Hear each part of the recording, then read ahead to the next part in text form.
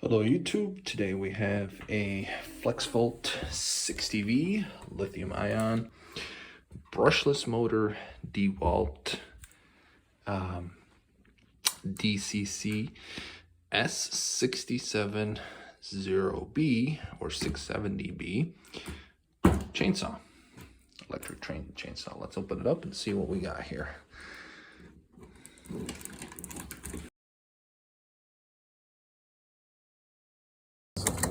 It looks like it comes pre-assembled. This is probably where some of the accessories would go, or the battery, but that doesn't come with that. And let's see. All right, here it is. Looks like it has a chain guard. Take that off.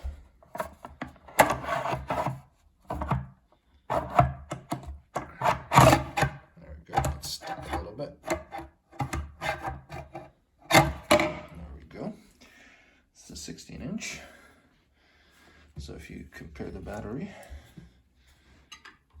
you can see it's about the length of maybe 2.5 of these batteries. All right, and the battery actually goes right here. So fully assembled, it looks like this. Flip that over.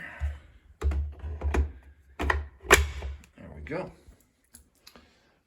Nice. Pretty solid weight. Decent chainsaw.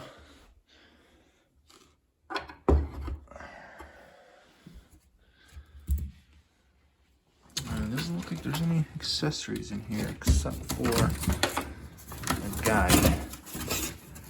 That's it.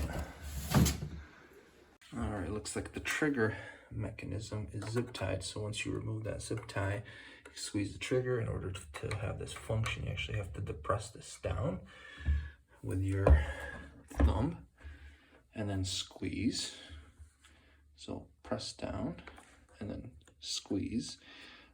So down and squeeze. However, again, it's zip tied, so we can't squeeze it all the way. Battery's full, and the oil for the chain oil is actually right here. So you can see unlock and lock. So you twist that, I think. There we go.